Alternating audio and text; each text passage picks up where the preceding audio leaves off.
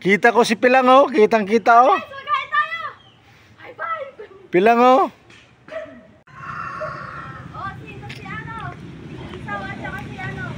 Pilang oh. Kita si Pilang oh. Magkain tayo, guys! Pilang ah. Oh, hi. Hi. Oh. Hi. Pero sila. Hi, guys! Hi guys. Hi guys. Magkain tayo, guys! Hi guys. Welcome to my guys. Welcome to my guys! Pa, nag-attendance sila. Ano sasabihin pag tinawag ang pangalan? Love Jesus! Alala sa pag-aaral natin ng last Sunday. Pamagat. Sige nga, Angela. Pamagat o kaya ano? Kung ano natutunan mo, Angela? Sige nga. Ha? Jacob and Esau. Okay, sino pa makapagbibigay? Nathan? Yung taksil ko yun sa kapatid niya na si Esau.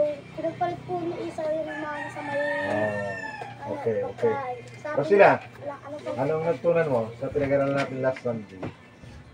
Di ba binaidiya? Ikaw, ano? Wala po ko niyan. Wala ka ba nung last Sunday? Dito ka. Oh. Ikaw, Mariel. Ano natutunan mo nung pinag-aaral natin tungkol kay Esau at Jacob? Sila yung magkapatid, di ba? Ano sila?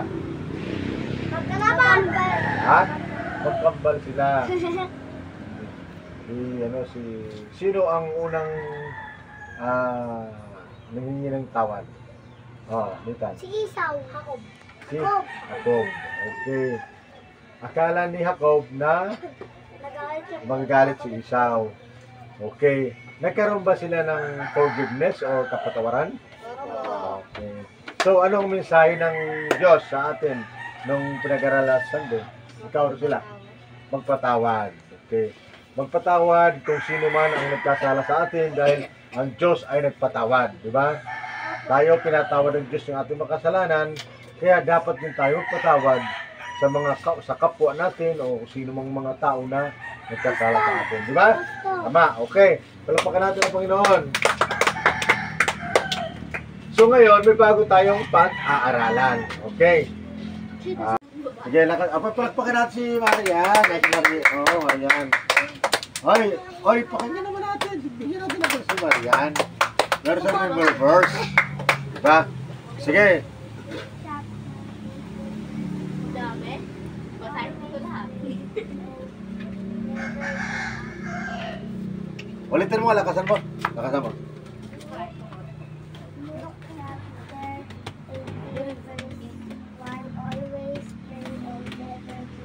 Ayun, tama. Malungkan ang Panginoon. Always pray and never give up. Ibig sabihin, lagi kayong manalangin. Diba? At huwag kayong Akin yun eh. sumuko o huwag kayong panghinaan ng loob. Diba? Laging manalangin. Diba ganda ng memory verse ni Marian? Isan ako pero wala sila Brian. Oo. Sino pa? Si Angela. Angela. Tayo ka, Angela. Tayo. Sige. Okay, game. Matthew chapter 15 verse 37. Ibigin mo ang Diyos ng buong puso. Wow! Diba? Ganun sana. Very clear. Maliwanag. Justin! Ika na. Ika na, dali. Lakasan mo ha. Luke chapter 1 verse 37. Nothing is possible with God. Ay! Ay, meron pa na po. John 15 chapter 16. You did choose me, but I choose you. Oy! Galing. Sige. 4 chapter 16. I will always love you. Okay, diba? Ay, ito, Nathan. Meron ka. Meron pa. Sige. Romans chapter 5 verse 8. I love you at your... Bakit? Ay, okay lang. Okay lang, sige, okay lang. Ulit mo. Okay na po. Okay na. Pwede. Ikaw, Nathan. Ano naturan mo? Pag tumulong ka po o nagbigay ka po kahit ano man po binigay mo, malaki man po o maliit, babalik pa rin po sa'yo yung binigay niyo po. Kasi po, yung parang Diyos din po yung nagbigay din po nito. Kasi po para po pinatito. Tama! Pwede rin. Wala namang mali dito. Rosila, anong idea mo? Anong nakaturan mo sa pinag-aralan natin? Naturan yun? I-universal mo, lahatin mo. Ano yung tutunan mo doon? Mapag-alay. Pag-alay. Yung, nagdagan mo, baka may iba ka pang idea. Sa pinanood nyo. Nag-alay, tama yung nag-alay sa prom, di ba? Ikaw, Justin. Maging mapagbigay tayo kahit maliit yan o malaki. Pwede rin. Angela, ikaw. Astig naman. Mapagmahal. Pwede. Wala na, ikaw, Netan, ulit. Baka mayroon na. Pastor, Ha? nakalimutan ko, naisip ko lang, lumulutang isip ko, Pastor. Wait lang. Ba't lumulutang? Isaac. Isa. So, Ay, Pastor, ito ah. si Isaac, siya ay Meron lang, Pastor. ah, Natuto ko. pinili ng Diyos. Pastor ako. Ha? Si Isaac, siya yung ibinigay ng Diyos na maging anak nila Sarah at Abraham. Siya yung pangako ng Diyos na anak. Di ba? Oo. Pangako. Pangako ng Diyos. Di ba? Sabi sa susunod na taon, babalik ako. Meron lang anak. Sabi, bibigyan ko kayo ng clue lang para makakuha kayo ng idea. Pastor, meron Kasi gusto ko matuto kayo kung paano kumuha ng mensahe. Paano makakuha ng maliit na, kahit hindi mahaba, kung paano nyo makuha ang buod ng mensahe ng kwento. Ano to? Kaya unti-unti tayo mag-aaral ng video pa ganun. Hindi na tayo mag-stay doon sa sinasabi natin na anong title, parang common. Ngayon mag-upgrade tayo. Punta tayo sa ngayon sa yung mensahe kung ano yung buod ng istorya. Just Pagsubok. pagsubok, pwede, tama. Yun. Correct yun. Pagsubok.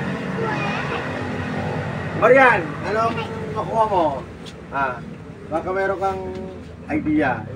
Anong natutunan mo doon? Anong mensahe na i-reveal sa'yo ng Panginoon? Ha? Bakit hindi mo?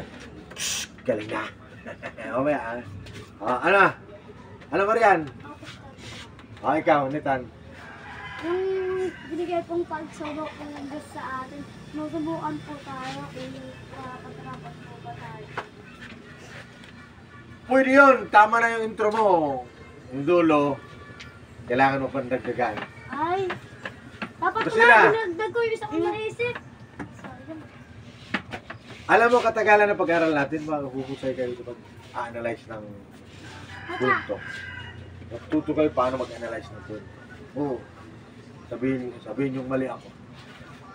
Sa someday, mga for how many years pass by, matutunan mo kung paano kumuha ng buod ng kwento. Di ba sa mga pag-aaral nyo, di ba meron tayong body of the letter na pinag-aaral, di ba? Opo. Body of the letter, tapos panimula, di ba? Opo, yung ano, simula na upload. Yun. Yung sa Tapos, bangay. di ba? Bahagi ng letter. Di ba? Meron. So, dito ngayon, dito nyo nga i-apply yung mga pinag-aralan sa school. Pero dito, ang hinihingi ko yung buod lang. Yung mensahe. Tandaan na, piuli ako, magbibigay lang ng clue. Sabi ng Diyos kay nila, ilang bisita nila? Tatlo! No. Dalawang Okay. anay, tas Sabi nag-iisa sabi ng Abraham, ang asawa mo si Sarah ay magdadalang tao, manganganak siya sa sunod na taon. Sabi ni Abraham, matanda na ako. Ngunit, narinig ni Sarah, yung asawa ni Abraham, nasa kabilang kwarto. Sino, Pastor? Ano ang reaksyon ni Sarah? Tumawa. Masaya. Bakit siya tumawa? Kasi po, ayun po yung pagkakataon na magkakaroon siya ng anak. Hindi yun ang dahilan kung bakit siya tumawa. Marian, ano? Ano sabi mo? Dahil matanda na sila. Kaya, Galing mo. parang, di ba sabi, si Sarah kasi, nasa mahigit 90 years old na. Si Abraham, almost 100 years old na. Buti na ganun po. Kumbaga sa panahon natin ngayon, gano'n na yun, bungkod. O kaya, nakahiga na lang yun, hindi na makalangan. O kaya, patay na. Di ba? Pero sa kanila, nag-akit pa sa bundok, malalakas pa sila. Diba? Pastor, yung sabi nila, yung mga tao daw po dati, umabot pa daw po ng 1,000 years. Wala naman 1,000 years. 200 lang. Wala, mayroong ano, pinakamatandang tao sa kasaysayan ng Biblia. Si Metusalem. Umabot siya ng 900. Nino Tasir? Metusalem. Dito Salim. Metusalem. Umabot siya ng 986 years old. 86 years old. 900. Kulang-kulang 1,000. Pero inabot niya. At tanda na, no? Grabe. So, yun. Ngayon, ito. Tapos, di ba tumawa si Sarah? Kasi, isip ni Sarah, paano siya magkakanak na matanda na siya? Pero, ang sinabi ng bisita nila, anghel yun ha, bisita nila, na iyon ay pribilisyo ng Diyos sa kanila. Sinabi yun ng Diyos sa kanila na manganganak ka dahil si Isaac ay anak ng Diyos. pangako.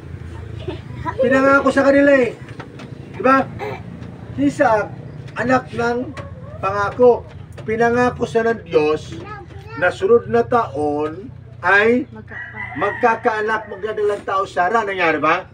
Nangyari. Diba? So, nung nagdalang tao na, nung pinanganak na si Isaac, ano ang ginawa nila? Inalagaan. Hanggang sa paglaki, si Isaac ay naging mabait, masunurin sa kanyang magulang. Diba? Sa bundok ng Moriah, nagtatanong ngayon si Isaac, Ama, sino pong, ano pong ihandog natin dahil wala naman po tayong dalang hayop na ihahandog. Silang dalawa, may kahoy na tayo, may gatong na, ngunit wala tayong hayop na ihahandog. Ano ang sagot ni Abraham? O sige, Nathan. Ang Diyos ang magbibigay ng araw. Tama. Ang God will provide sa iyo, magbibigay ng maglalaan ng handog. So ngayon, nung inihaga na si Isaac sa ganyan, parang lamisa, di ba? Tapos yung sasaksakin na sa ni Abraham, kasi ihandog natin nila, di ba? Opo, sabi ng Diyos. Sabi ng boses, Huwag mo patayin ng bata. Abraham, huwag mong saktan ang bata. Sabi ng Diyos, sabi ni Yahweh. Oh, di ba? Huwag mong saktan ang bata. Ha? Anong ginawa ni Abraham? Kinalagan. Tapos paglingaw ni Abraham, anong nakita niya? Tupa. Tupa. Na ano? Sabi ni Abraham, Isaac, kunin mo ang hayop na ihandog natin kay Yahweh. O, di ba? God will provide. O ngayon sa kwento, kukuha kayo ng mensahe doon. Ano ang nakuha niyo doon? Sila. Binigyan tayo ng pagsubok. Ihahalay ka ang pinakamamahal na tao. Pwede! Palakpakan sila. Pwede. O, kuti pa. Sinong ibang may idea? O, ikaw, Nitan. Pero din pa, dadagdagan ko lang. O, bata. Ano ba sabi mo? Oh, Binigyan tayo ng Panginoon ng pagsubok para ialay sa kanya ang pinakamamahal nating anak, asawa, o kung Asawa? ba't may asawa? Basta parang ganun naisip ko. Hindi ganon. Anak lang kasi anak lang niya to. Ay, ikaw, Justin. Wala, tanging isip ko. Ikaw. Stefan, Ikaw. yung sagot niya. Maiksi lang ang misaya yan. Maiksi lang ang misaya. Ikaw, Justin. Iba ng Panginoon. Sa plano ng Diyos sa buhay natin, magtiwala tayo sa Panginoon. Pagtitiwala at pagsunod. Nagtiwala si Abraham sa Diyos Sa na... bagay ka nakatingin. Ikaw kasi talaga eh, di ba? Nagtiwala si Abraham sa Diyos kasi alam ni Abraham na Pagsubok. hindi sila nababayaan ng Panginoon. Ibibigay, di ba? Ba? Okay. So, yun ang mensahe natin. Anong mensahe pinag-aral natin? Pagsunod at pagtiwala sa Diyos. Titiwala ba tayo sa Diyos? Kaya titiwala ba ka sa Diyos? Sa lahat ng pagkakataon, magtiwala tayo sa Diyos. Kasi yun ang pinakamahalaga sa buhay natin. Ang magtiwala sa Diyos. Kasi kung nagtitiwala tayo sa Diyos, andon yung pag-iingat sa atin ng Panginoon. Andun yung pag-provide ng Panginoon sa pangangailangan. Tama? Dahil sa pagtitiwala ni Abraham sa Diyos, ano ang ginawa ng Diyos? Yung pangarap ko nila magkanak, binigay ko sila. Oo, binigay. Ano pa? Ano pa? Ano pa? Doon sa Mount Moriah, anong ginawa ng Diyos? Dahil nagtiwala sa Abraham. Ay, pastor. Binigay ang 200. Uy, Ha? si pastor. Hindi, ako, pag ano. Pag-start lang. Okay, let us pray. Thank you, Lord God, sa afternoon ng Panginoon. Thank you for the blessings. Thank you, Lord, sa this moment, to God, na we're study of Word of God. So, Panginoon, salamat sa pag-iingat mo sa mga batang ito. Panginoon, lalo, Lord, sa pagpapatuloy ng aming pag-aaral ang salita ito sa lugar na ito. Pagpalain mo po, Diyos, ang lugar na ito, Milagrusa. Pagpalain mo mga nakatira dito. Pagpalain mo mga batang nandito, God. Ataka ng mga magulang, Panginoon. Pagpalain mo. Salamat sa pag-aaral na patuloy na nangyayari, O Lord, tuwing linggo. At salamat sa pagtubay sa mga batang ito at iningatan mo sila sa lahat ng oras.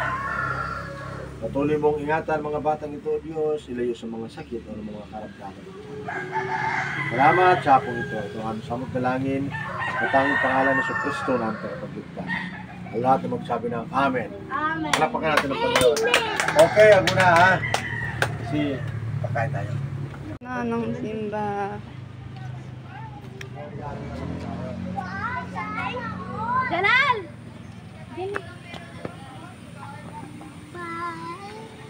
Hello! Tara na! Binigyan mo si Tawe.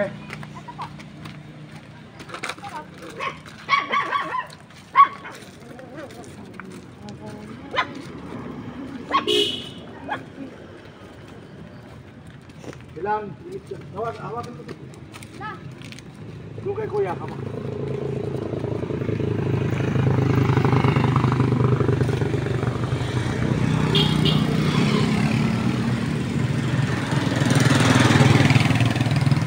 Wala kasi sa tapo. Isang oras ko lang.